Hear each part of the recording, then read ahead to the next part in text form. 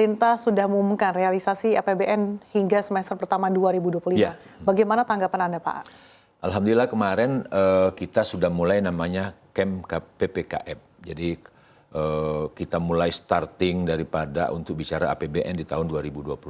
Nah, kemarin kita melihat bahwa capaian semester 1 APBN kita memang penuh dinamika dan tantangan. Khususnya pendapatan negara kita dari perpajakan mengalami kurang lebih targetnya baru 48,3%. Nah, ini mungkin tantangan terberat Mbak Sasa di pemerintahan yang sekarang untuk melakukan konsolidasi fiskal kita, khususnya pendapatan negara kita, karena target dari tahun kemarin itu agak mengalami penurunan, khususnya perpajakan kita. Nah, ini juga menjadi tantangan untuk semester 1, mudah-mudahan nanti di semester 2 APBN kita bisa khususnya pendapatan negara kita bisa maksimal direalisasikan seperti itu. Oke.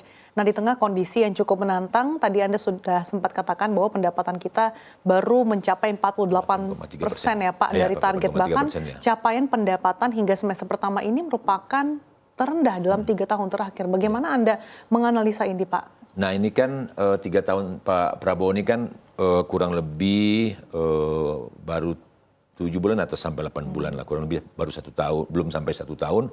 Memang masa transisi dari Pak Jokowi ke Pak Prabowo ini sangat luar biasa. Dan ini diakui oleh Ibu Menteri Keuangan sehingga bisa melakukan konsolidasi fiskal besar-besaran.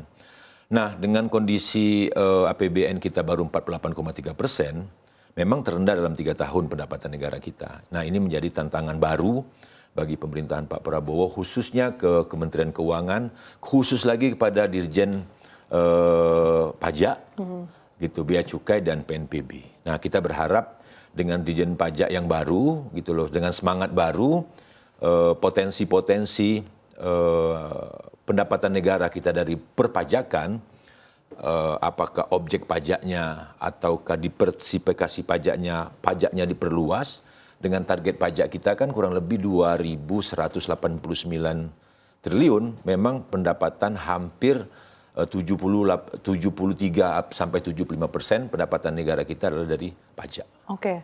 Oke, Pak Fauzi, Bu Sri Mulyani kan mengatakan bahwa penerimaan negara yang cukup terkontraksi ini karena ada sejumlah rencana yang kemudian batal, termasuk rencana kenaikan PPN hingga 12%, kemudian dividen BUMN yang seharusnya berpotensi 80 triliun, ini juga berpotensi hilang. Nah, ini bagaimana tanggapan Anda, Pak? Ya, justru makanya saya sampaikan dari awal kan bahwa ada masa transisi.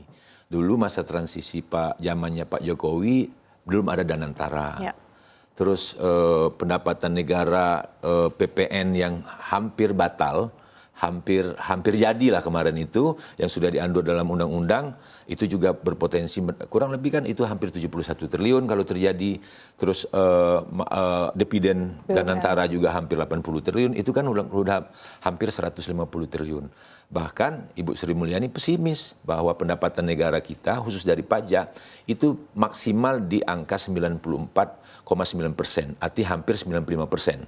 Jadi total pendapatan negara kita itu, pendapatan pajak kita dari target 2.189 triliun itu hanya bisa mencapai kurang lebih di angka 2.089 triliun. Nah, ini kan artinya kurang lebih defisit kita hampir 100 triliun. Nah, apa opsi yang bisa dilakukan untuk semester 2? Menurut saya Mbak Sasa masih banyak peluang. Salah satu objek yang Pak Dirjen baru sampaikan kemarin ke kita adalah objek pajak e-commerce itu akan dilakukan pengenaan pajak. Nah, kami berharap dengan kondisi pendapatan negara yang masih 48,3% ini akan memacu Kementerian Keuangan, khususnya Dirjen Pajak, Dirjen Bea Cukai, dan kawan-kawan PNPB di seluruh kementerian dan lembaga agar memaksimalkan target. Nah, target ini harus realistis antara pendapatan, antara belanja, dan juga pendapatan seperti itu.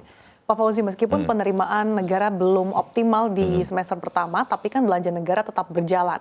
Nah, sudah hingga Juni 2024 belanja negara bahkan sudah 1.400 triliun. Nah, sejauh mana sih Anda melihat efektivitas dari belanja negara di tengah kita tahu adanya efisiensi anggaran? Ya, gini, Itu kemarin waktu di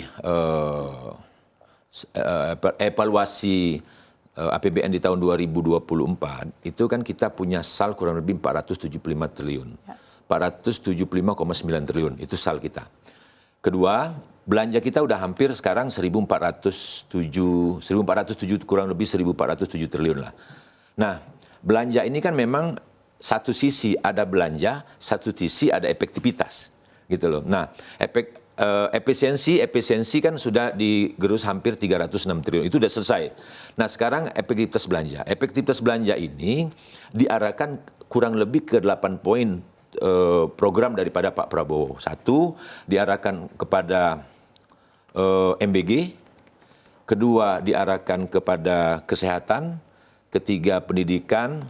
Keempat, ketahanan pangan, ketahanan energi, pembentukan koperasi, dan BUMD yang akan menopang ekonomi kerakyatan. Nah, di samping ada Perlinsos, Mbak. Nah, kalau ini dilakukan dengan secara maksimal, ini akan berdampak langsung terhadap konsumsi masyarakat, terhadap daya beli masyarakat, dan ujung-ujungnya terhadap pertumbuhan ekonomi kita yang berangsur-angsur menurut saya akan pulih di angka, sekarang kita pada posisi 4,89,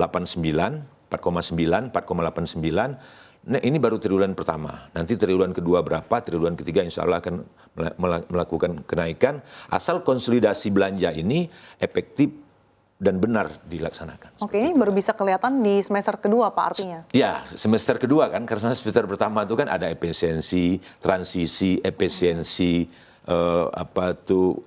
belum menunjukkan tanja-tanja pendapatan yang belanja negara yang maksimal seperti itu, Mbak Esa.